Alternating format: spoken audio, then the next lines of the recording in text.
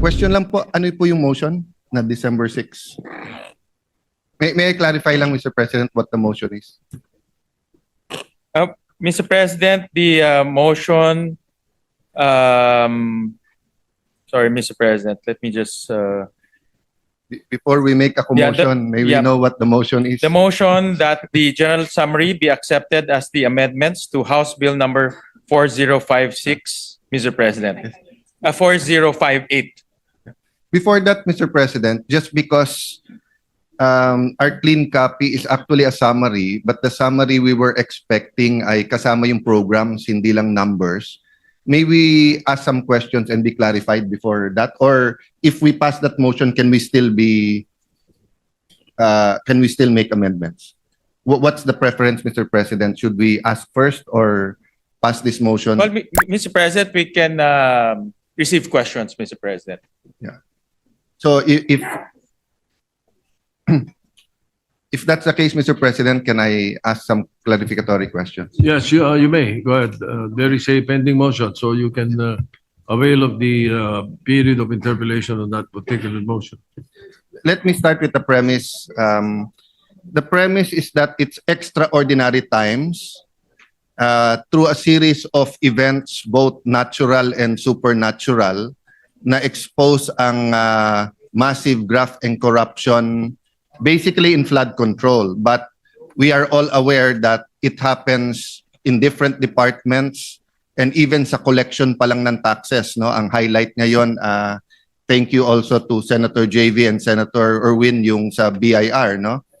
So given that, we have an extraordinary opportunity for a game changer budget. So, premise number one. Premise number two, may vision.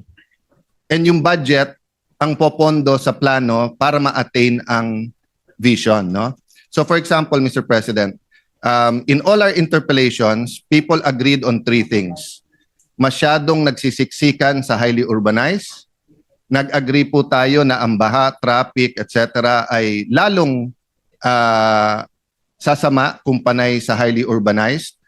Nag-agree din po lahat na ang trend ay mas mabuti kaso sa padagdag lang ng padagdag ng highways, especially in Calabarzon, Metro Manila, and Region 3, while we neglect the rest of the country. So, question, did we put funding, 5-10 billion for the Mindanao Railway?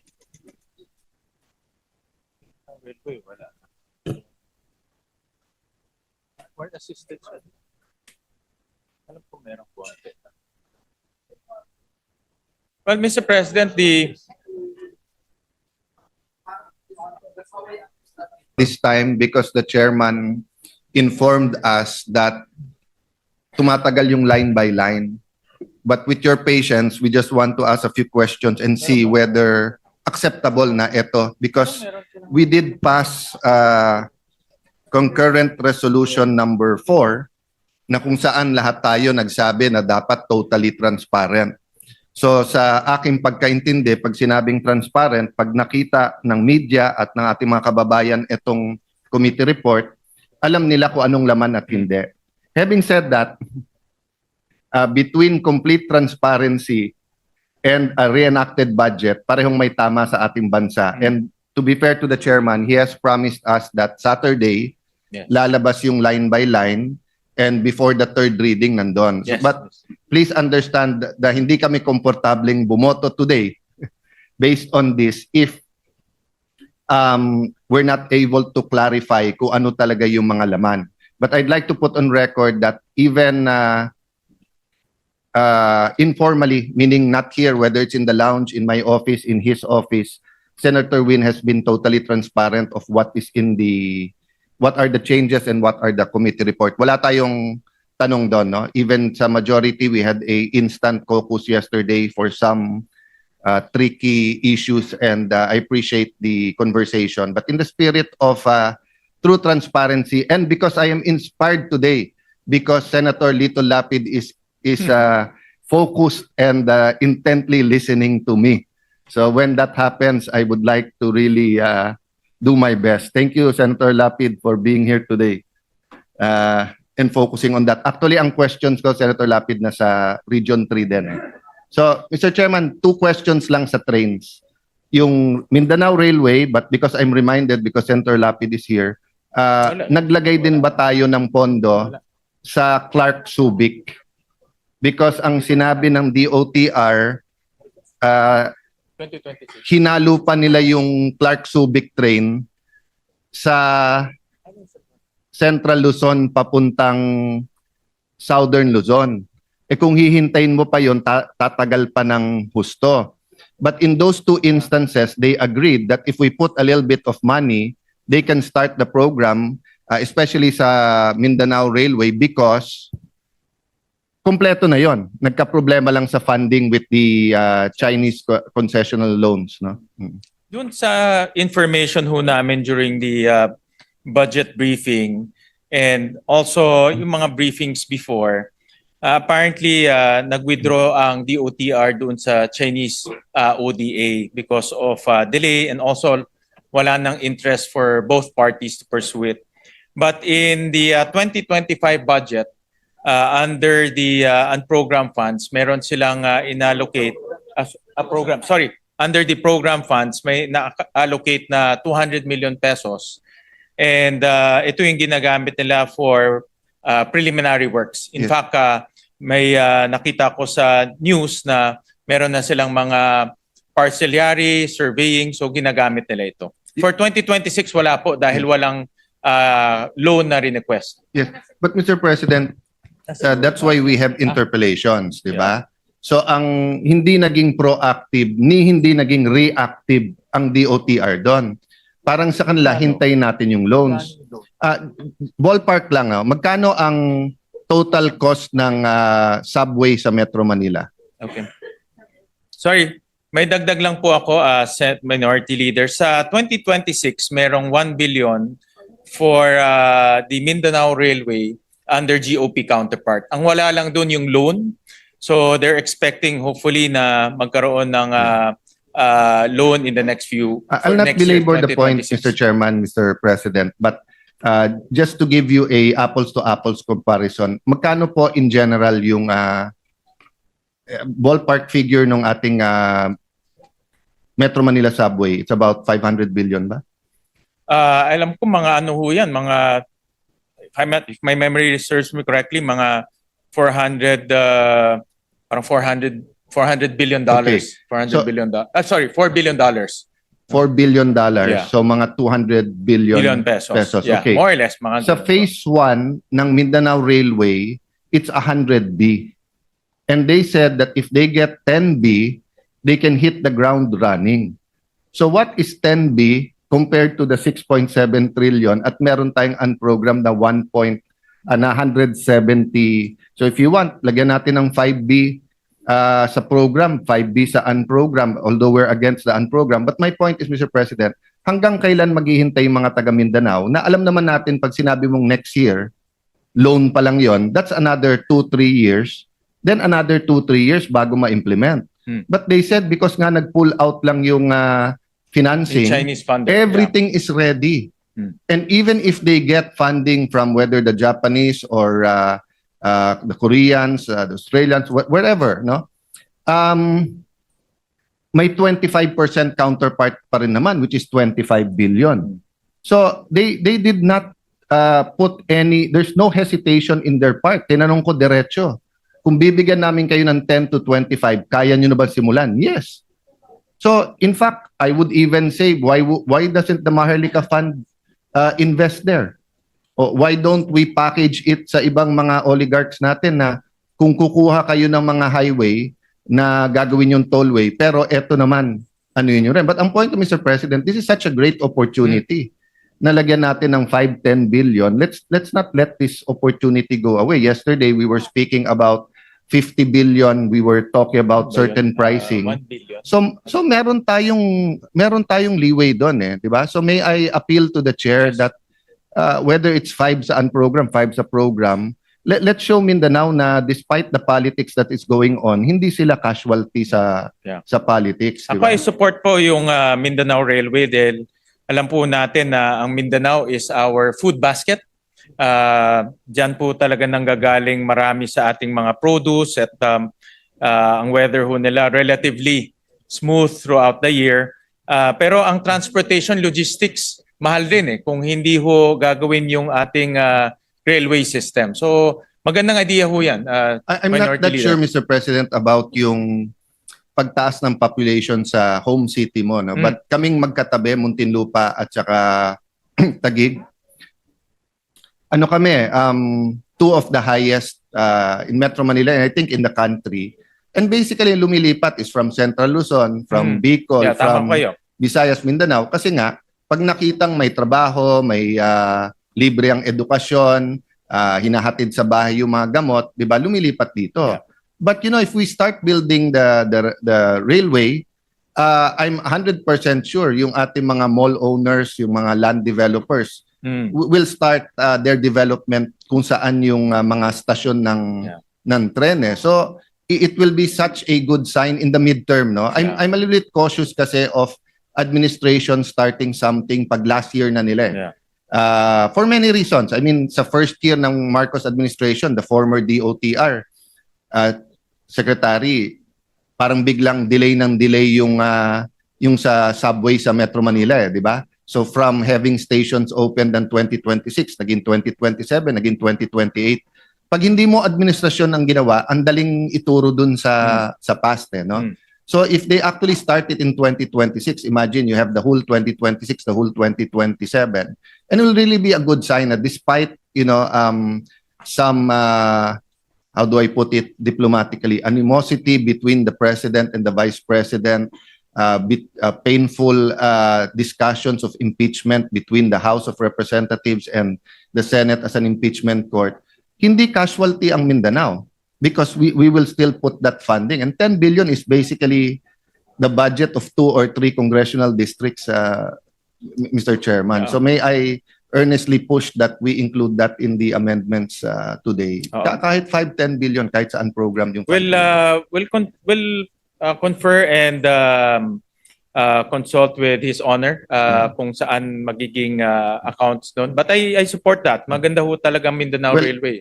No? Senator Villanueva was whispering to me that there's only 12 senators here, but I was informed my sister is here, so there's 13 already. So we can decide. The second question also is, it's music to the ears of our majority leader that meron tayong quorum.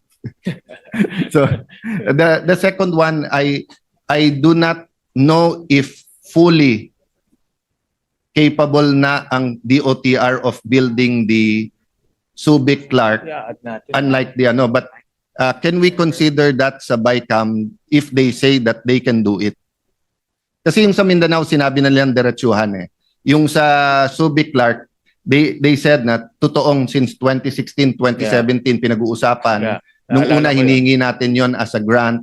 And then ngayon pinackage nila. Ang problema sa package, pag hindi na-approve yung buong package, hindi rin siya approve. Subic-Clark Railway tayo. Yung Subic-Clark po, alam ko it's right now nasa parang feasibility study. Yes. Alam ko. But ang problema nga, sinama yung feasibility study sa isang malaking network. Sinama pati sa dun NSCR, sa North-South Commuter Rail. But anyway, let me just put that on record and be a kind colleague to Senator Lapid, who's from Pampanga, Pampanga Tarlac. And see sa BICAM if we have some room to look at that project. In principle, Minority Leader, I support transportation, logistics.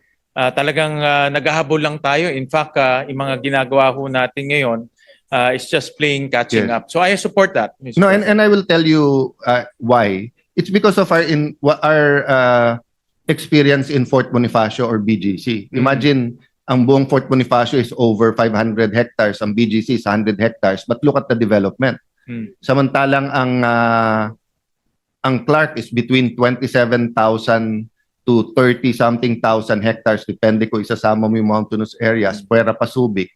So if you can really fix you have a beautiful international airport in Clark, you have a deep port in Subic. Subic is very not only symbolic but important in our fight sa West Philippine Sea, di ba? It's in the future, pwede talagang ayusin ng ating Navy yon.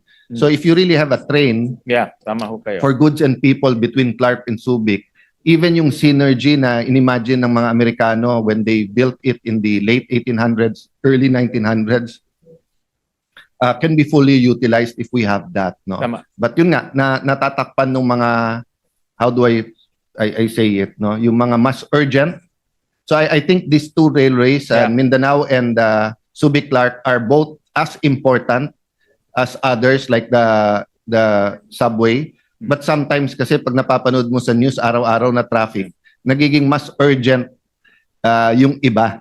Yeah. Pero actually, in terms of importance, magsing importante sila. In fact, I would argue it's even more important because if people move, ang ganda-ganda ng Bulacan, Tarlac, Pampanga, Nueva Ecija. So, but ang problema nga is the infrastructure, Yeah. Mr. Chairman. Yeah. So, Mr. President, ako, sinusuportahan ko itong railway system natin. And conceptually, Mr. President, we will support that in the budget.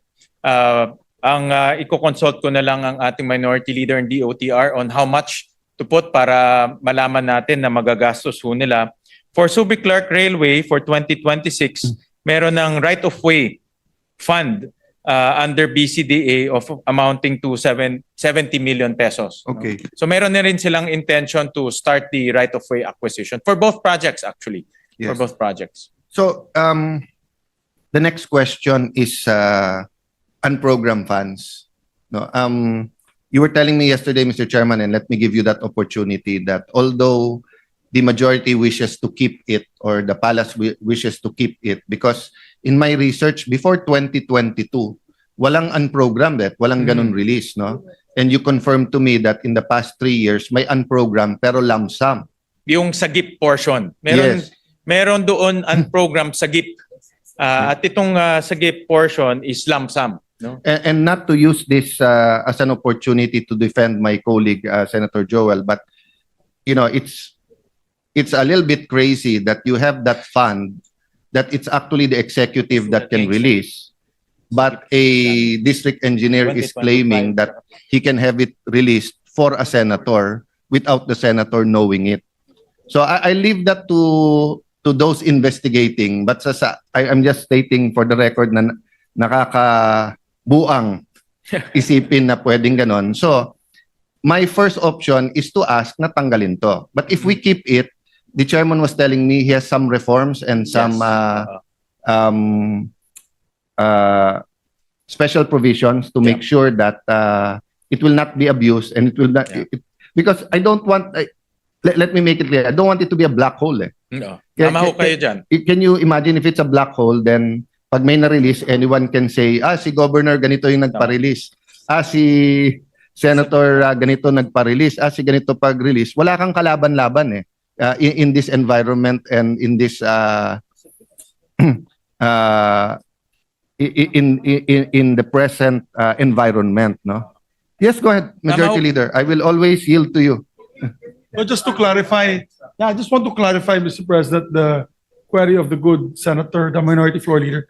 Ang usapan nga natin ay dapat wala ng unprogrammed funds. Kung meron bang naiwan unprogrammed funds, Mr. President, may we request the chairperson to tell us what the unprogrammed funds is going to be used for, like specifically.